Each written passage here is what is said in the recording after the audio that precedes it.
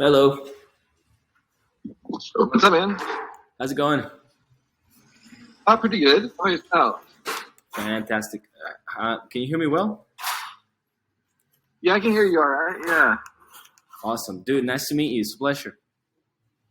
Yeah, nice to meet you too. Where are you based now? You're like all over the place, huh? Costa Rica right now. You're based. Are you Costa Rican? Yep. Based out of Costa Rica. Okay. Cool. Costa Rica's all like I'm a surfer, so you can see Oh, my for real? surfboards Nice. over. Dude, look. I'm So wearing... I wanna like I at one point was thinking about moving to Costa Rica actually. Nice. But anyways, so what's up, man? What's happening? Yes. Alrighty. So, well, Like, first... what can I do for you? Yeah. First, I'll have to apologize for the other call. I mean, I was... Don't mention it. Don't worry about it. We're here now. Alrighty. Yeah, dude. So, starting with... So I am formally engaged with Filecoin through a third-party member of the DAO, and so I'm currently just trying to network with people like yourself. That's like Oh wait. Hold on. So tell me what you're a part of again. currently engaged with Filecoin through a third-party member of the DAO. So like Filecoin is picture this a decentralized Dropbox. And so Yeah. the way that decentralization is true is by you creating a decentralized network, meaning you have different members of the DAO, right? So I'm hired. So Filecoin is officially a DAO. Filecoin is a decentralized Dropbox, but it requires a DAO to make the truest statement that is decentralized. It needs infrastructure all over the world. So it's currently centralized and it's moving to decentralization. Not really. It's already IPFS they came up with it, and they are decentralized already. But the thing is, Filecoin. Okay, it's the IPFS. Yeah. Okay. So okay, like, gotcha. Yeah, so basically, Okay. like for instance, the founder of the tech startup I'm working for, it's engaged with it in. What do you mean when you say engaged? It's a contract, like a freelancing type contract. Okay, so you're in business with Filecoin, and you've got like you're a third party. Okay, and that's how do you say it? Fair. Fair, it's another engagement that I have. So like what I'm doing with Filecoin is one thing, and then for Fair we're building an NFT marketplace, and I'm doing a product for them. So like defining features through user stories, and then prioritizing things like that. Okay. Yep. So like hence the reason I'm connecting with you. I'm like, okay, is there a way that you can leverage extra hands in project, product, or even now that I've been doing product marketing for over a year now, meaning jumping on interviews, calls with competitors, users, and asking them specific questions, and then just real quick. Sorry. I'm gonna probably just like clarify some things to make sure I'm following you along this. When you say product, are you talking about software? Yeah. And software exclusively. Yes. Because I come from also physical product and manufacturing and all that stuff. Cool. So, okay. So you're kind of in like software product sales? That's right. Is that right? Okay. Cool. Go ahead. That's cool. Yeah, man. So that's mainly the reason. I'm just connecting to everybody if I can within Web3, and then just seeing if there's a way that I can help in any way, shape, or form through a contractual type engagement as a freelancer, if you will. With our business? That was the intention. I wanted to see what you guys are up to, and then I'll do my homework, see if there's something I can do for you guys. Okay, so you're you are building your career by piecing together projects, right? Instead of working one place full time, you're looking for projects to get involved in. That's right. I consider that. Is that right? That's right. Basically, building my consultancy career, if you will, as a side hustle while keeping my full time. What's your full time? That would be currently Fair. That they offered me a full-time contract. Yeah. Okay, and so what do you? Okay, so do you have any non-competes and stuff with them, or is there something like that in play? With Fair, I haven't signed a non-compete nor an NDA yet. I'm assuming at some point they will make me sign something, but right now I'm free. I mean, I'm obviously not gonna disclose any confidential information. Definitely, yeah. Okay, so if we were to get if Madeium, so I'm the CEO, co-founder, or whatever you want to call it. It's kind of weird to to start a DAO and call yourself a CEO, because the whole point is not to have a CEO. So sometimes I call myself an interim CEO, like whatever the term is. I don't know. I don't care.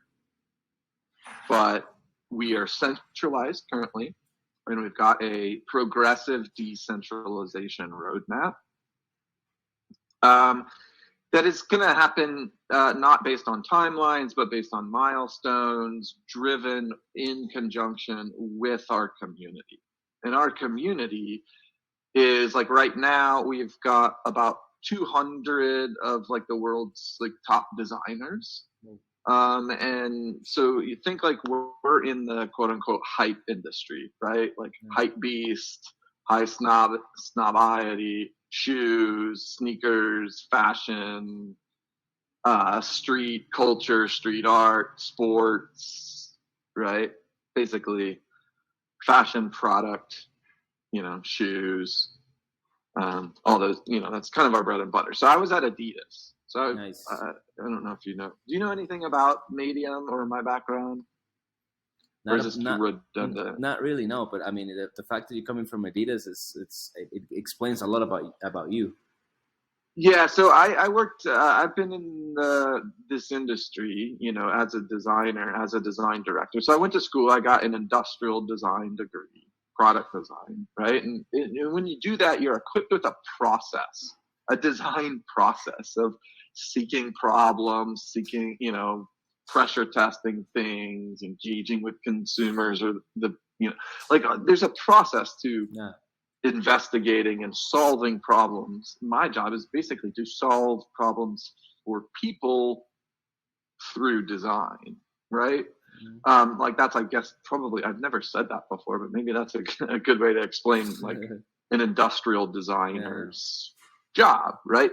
Yeah. Because when we're doing it, everybody is always saying that, like, what they taught me in school as an industrial designer, as a product designer, was solve for the end consumer, solve for the end consumer, solve for the end consumer, because like when I design something, it gets like amplified by how many units are produced. Yeah. Right? So if I spec a material on a shoe, that one decision is going to be amplified by 200,000 units.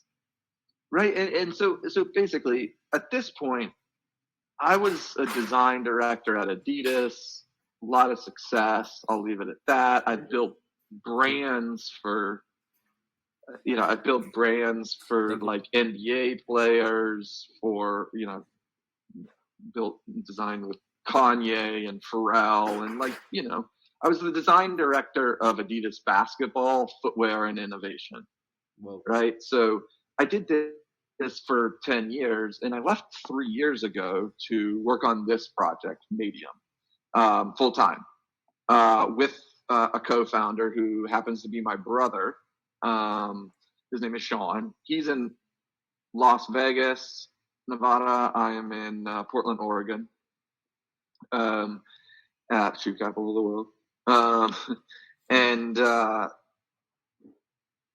We have been building for 3 years in secrecy. And literally this month is like the first time we're having even these types of conversations. Yeah. So what we've built, granted, it started before COVID, right? This was 3 years ago, but we saw the need to organize creativity, creatives, designers, artists, makers, doers, innovators, right? The people that are basically the brand side of a company. You okay? So essentially, we are, like, when we say our community, who's in our community? Yeah. Well, right now it's all permission, right? Because we have a progressive decentralization roadmap. We're centralized right now. We have a public roadmap to becoming a DAO. Yeah. But we're also not in a rush because we think the DAO space has to mature, like legally speaking, in terms of like U.S. government and things like that. Like, there's one state in the U.S. that actually recognizes a DAO. We think in a couple of years. Which one? A lot Is more. it Delaware? Wyoming. Wyoming. Oh, cool. Yeah. Why? Because like, so what happens, like what you also saw with like crypto mining and stuff is that there was like, it was like Arizona, like started giving all these incentives to people setting up like crypto mining rigs to like do it in their state, right? So Wyoming is just like a random state. Yeah, it's for like, real. yeah, if we can get taxes off of like this new business entity, right. like sure, register in Wyoming, right? Yeah. So it's just it's but we expect a lot of other states, once they start to realize like what a DAO is, how it works, we expect that they're always going to come looking for their money, the government. So we've built this on the right side of the government, right? So there's some DAO people that believe that a DAO is going to operate in the world without any being recognized by any like global entity, and I think that's a little bit naive, and because we don't need to go that far. It doesn't need to go that far to make like massive impacts on humanity. So we are like super long-term thinking. So as designers working in the design industry, interviewed, my co-founder is my brother, and he has about 20 years in a different, in the like digital design space. He was a creative director in Las Vegas. I was product. So that's kind of where we've built a system, a whole new flow to go from concept to consumer, and like integrating the world's best tech all along the way, whether it's blockchain, smart contracts, NFTs, digital wallets, whether it's integrating with AR, VR, and the metaverse, whether it's getting to additive manufacturing and all the way through making physically 3D printed product, right? So me and my team are the team that built and scaled the Adidas 3D printing program. And basically now as a DAO, we can do it without the big company, and we can do it as a community. So what we're really doing is just trying to incubate. So after I left Adidas and after my brother left his day job, we just started having like conversations like this, but in the design, like literally talking to our design colleagues and friends in the industry. And we always asked them what percentage of their creative ability does their day job get out of them. There's always less than 20%. And it didn't matter where they worked, who their boss, it's a systemic issue. So we kind of studied history, and we said, hey, the creative renaissance was the most prolific era in human history, but that was like 600 years ago, and it hasn't been repeated since. And we have all this amazing technology. So that leads up to our big goal, is that Madeium is meant to be a 200 to 300 year creative era, right? We're trying to trigger that. So if all of our friends said that their day jobs and their bosses got 20% max of their ability in that environment, we've built a system to try to harness that lost 80% of potential. I mean, that's a big vision. That's amazing. It's a big ambition, but we have a roadmap, and we're pretty confident in that roadmap. Yeah, you look confident, man, and you also look that you're not sleeping a lot. I don't sleep a lot. No, I don't sleep. You're hostile. Why sleep, man? No, like, see, I think, like, if you really know me and, like, what Madeium is and what we're trying to do, like, these aren't jokes. Like, we are dead set on unlocking that 80% of creativity because those are my friends. Like, the people these are my colleagues. These are my friends. This was me before I got out of the system, right? They're still stuck in that system. So, like, there aren't enough hours in the day. There aren't enough years in my life to get out what I think the humanistic impact of organizing this technology correctly means. There's no time to sleep. The world's at stake. The future of the world is at stake. Is the way we feel about this technology. Do you know the term singularity? Of course. So, do you believe that the singularity is inevitable? Like 3 years ago, I read The Singularity is Near, and then I basically accepted that it's just inevitable. Okay. So you're willing to accept that humanity may be destroyed by the things that we create. Yeah. Unless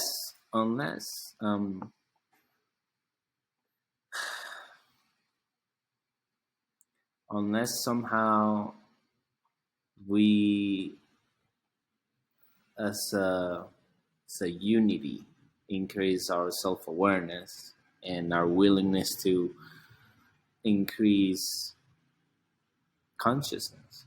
Otherwise, it feels like if we keep being driven by capitalism and the ego. I don't mean to sound too crazy, but that's the way I see it, and it's hard to see like big companies just not being driven by dollars, and that's what worries me.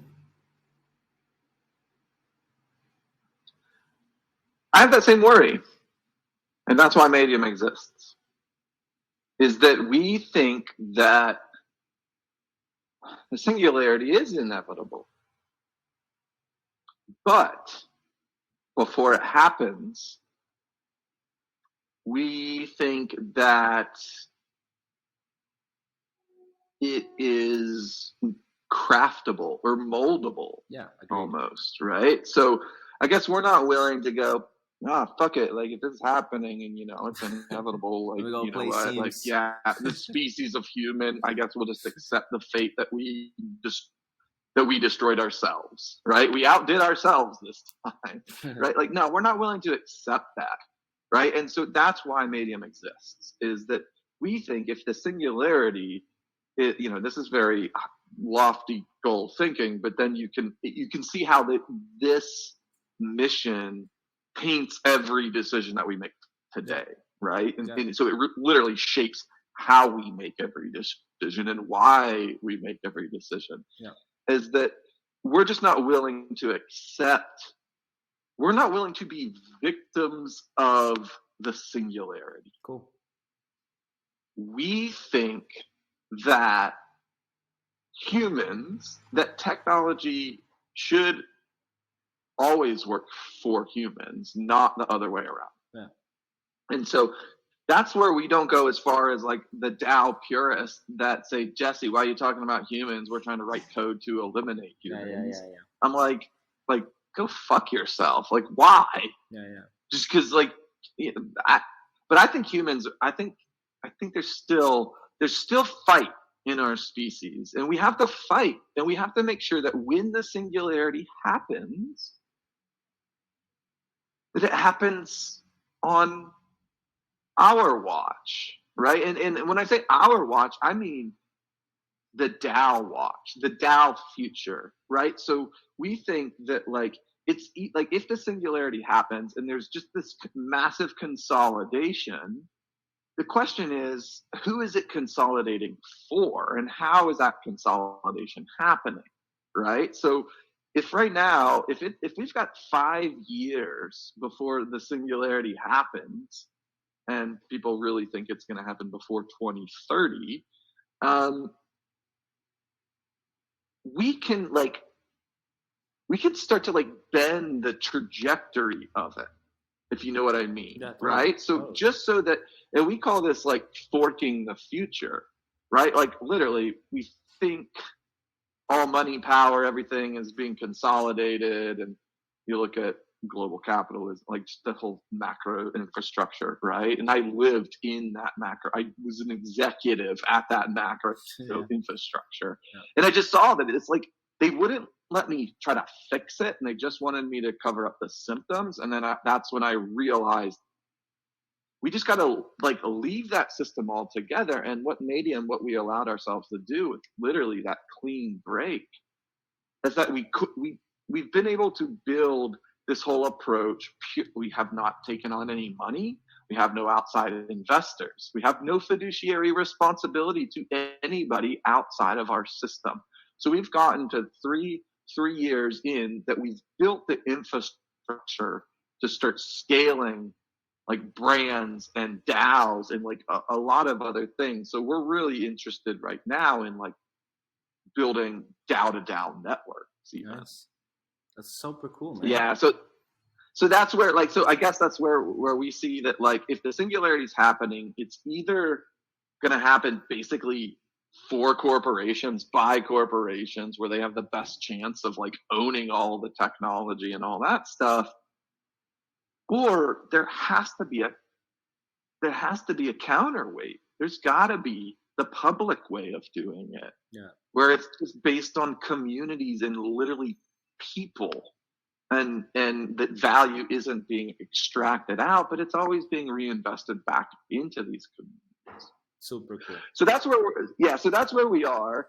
But if you're in like software product sales, we do have some sales needs. And so basically you got to think that like we've built the multi-blockchain tech infrastructure for this whole industry on the software side. And then we're plugging in like manufacturing on demand, right? So there's just whole new leverage points, because we took like the hype industry and you just eliminate all the middle people, and you allow like the designers and like the athletes and the influencers and that community to just come together and reap all the rewards of the even financials.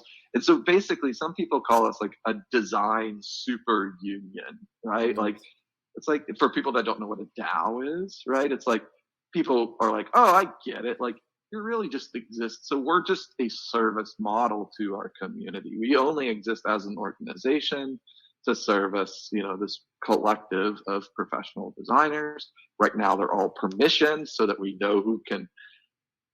We're into harness, like it's always quality. We want to harness and incubate the world's best ideas. Nice. Right? Best designers. And now they just have peer-to-peer access. They can start projects on their own, peer-to-peer, divvying up profit percentages. They bring it to market because these are the people that do the 3D design work. We can bring it to market as an NFT, which is basically a pre-sale of a product, which means that then it's a self-fulfilling prophecy. You've got the money to go then and produce the product, and then ship it direct to consumer, right? So if you know that like we scaled and built this program, well, we don't need Adidas, so this is like our shoe. So this is our 3D printed shoe. So think that like we can sell the NFT, and we have like an NFT collection that we're going to gamify how you buy and sell and trade shoes physically in real life, right? So, just always on chain, and then connecting the physical thing as the Internet of Things, and making sure that all those royalties are always going back, full transparency. So you see that like we're linking it literally concept to consumer. Yeah. And like and so our whole goal is just to provide like the most conducive creative space in the world, which means whatever designers want or creatives want, it's just our job to go out and find those resources and pull them in and make them available to this community, which is where then like our partnerships lie, right? And so there's a sales side on like bringing these partners in, like who wants access to like test their innovation, because basically there's a lot of innovators in the world, but this group of designers are the people that find like applications, for the innovations and know how to bring it to market, right? So we're just building this I've never called it this before, but like this petri dish of like resources and ideas and people globally, and then never trying to extract any of the money out of the system, but always trying to like reinvest it back. So then it's like there's automatic, like basically funding for new startups and new entrepreneurships and new projects and, new collections in the world. But most importantly to us is that like that group, our community, we trust the community more than we trust ourselves, the co-founders, right? That's kind of the whole point. These are not just people that come in and buy a token. These are like the world's best creatives, like, and we think collectively they're going to make better decisions than I'm the interim CEO, I guess you'd call me, right? As a DAO founder. Yeah. I don't, it's weird to be called a CEO, but you get the point, right? So the whole point is to transition this over, and we've got, I'll show you where we are. Actually, this is public, because we're always transparent, bro. Like that's nice. That's like that's the check and balance that Sean and I put on ourselves as the founders, right? Like we literally put pressure on ourselves to go, well, if this is going to be decentralized, everything's open. Yeah. Operate as if it is already public knowledge, Yep. So you can see this is our progressive decentralization roadmap. We've been in the incubate phase for about a year, 3 years, sorry. Officially 2 years as a business, but we started about a year before that. And so now we're at that position where we're ready to transition into growth and start scaling this whole thing. The one thing we do need is looking at funding, right? So right now we're at that cap. There's kind of two things that we're doing simultaneously, and this is I'm getting to your role here. But cap raise is one thing. So we're investigating all kinds of relationships. Like I told you, DAO to DAO relationships. We're like talking to DAO Launch, right? The decentralized VC platform, and so we're like, how can we get you to fund projects within our system, right? So now there's like decentralized funding for ideas in the Madeium ecosystem, right? Already, and so like we don't think there's nobody in the world that's built what we've built, and so we're kind of have that level of confidence to start to see everybody as a potential collaborator. Yeah. Right. Like, because if they're on this mission, like if at the end of the day, if we are just like design advocates in the globe, if somebody else is going to take down Madeium, we future-proofed it, because they're gonna have to provide more value to the community than we provide, and we're already like, and take less profits, which we don't already like take profits or anything. So it's like, if Madeium loses, if there's somebody that's doing it better than Madeium, then the world is winning. I guess is kind of the way we see that. Like, touche, great. Yeah. If everybody thinks they're providing more value, let's all just go to one place and like, let's amplify the value. Right. Yeah. But at this point, you know, we would love competition, you know, because we're competing for this distributed future. So instead, that's where, like, whether it's Filecoin or Fair, like, you know, there's a bunch of different relationships and relationship types. But right now, we actually have a bunch of products that we can go out and sell. Nice. So we can definitely do that on a commission base. Yep. And so think that we can turn any .com into a multi-blockchain marketplace. Yeah. Right? That's interoperable with our marketplace and interoperable with all of the other partner marketplaces. Love it. And so, you know, we're starting to go out and, you know, basically white label or license the tech. So that's kind of like the premium price point product. And it kind of just depends on whatever people want to build, because we can kind of build anything. We kind of think like Madeium is like the one-stop shop to get anything made. Okay. Whether it's software, whether it's apps, whether it's digital, whether it's a physical thing, scaling production. Like, that's kind of where Sean and I's worlds, like, he's got all that stuff, I got all this stuff, and what happens if you link it all up, right? Yeah. So we're here, right? We're here where like we need to actually start igniting our sales channels. Like, we haven't really gone and done that yet, right? So right now, what we're talking to people about on the sales side is, you know, if this seems like an interesting fit for you, is fully, we've got mutual NDA, and then we can kind of like talk things a little bit deeper and just even see, like, we can show you some of the products, some of the pricing, and kind of what we built, and you can see if it's like, I mean, I hope you're like, fuck yeah, I can sell that shit. Right? Like, I mean, that's kind of, I mean, that's the way we see it, right? And then, but there's even like multiple ways to make money here. So, like, if you're selling like Madeium services or products or licenses, right? That, we'll give a 10%, right? 10% on anything that you bring in. And then the other way to do it is like that. So there's two sides of what we do. We call it Madeium Evergreen, right? Which is like Madeium DAO, like what Madeium DAO has to do in marketing and cap raise and like to run the DAO. But then, like, because we're really an idea marketplace, right? Like, if we can launch, you know, we have our own multi-chain and all this stuff, right? So we can literally take an idea and like bring it to market. And so it's, you know, it's an idea marketplace from that perspective. And then all of those types of, let's just say accounting and financials are driven just project by project, right? So we've got Madeium Evergreen. That's like things we always have to do. And then it's just going to be a series of like drops after drops projects, like collaborations, products, NFTs, launching new athlete brands, right? So there's just going to always be projects happening.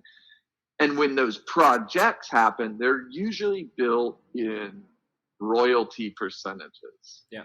Okay. So not equity in a company, because it's not, we're like rapid innovation, right? Like, it takes too long to formulate a formal thing. If you got an idea and you can bring it to market, we believe in first, like, basically we're just using the blockchain to secure an IPFS to secure, like, we tell people, like, from a creative standpoint, it's just a secure creative IP.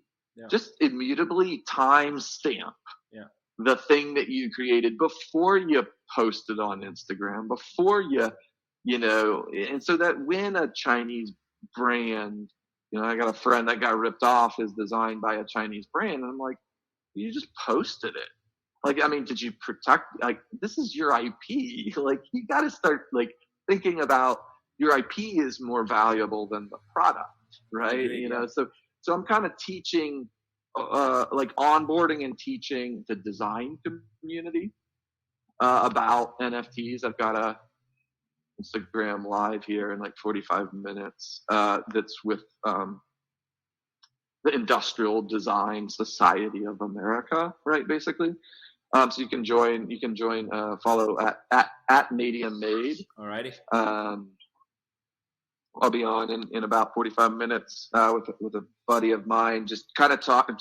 It's like at that point, it's like educating. It's trying to take all the coder language and pitch it to like a designer who knows not that language. So it's more about like, hey, okay, here's some use cases. Like, and so we've been thinking about this and building it for 3 years and all that, and talking to people in theory. Oh, what did you get, bud? You got a lollipop. Oh, man. That's awesome. You paid for it? Wow, how nice. Wow, big sister paid for little brother's lollipop. Okay, but you guys, I'm on the phone right now. Can I have some space? No worries. They don't listen. They don't listen to me. No worries. I gotta jump on another call, but I'm gonna ping you on LinkedIn with a couple of ideas. Alrighty? Yeah. No. Email me. Just Jesse, Jesse.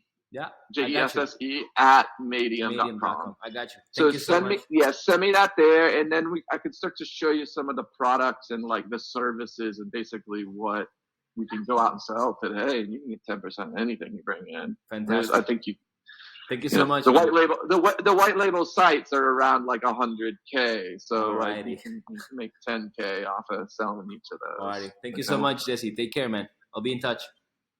Later. Alrighty.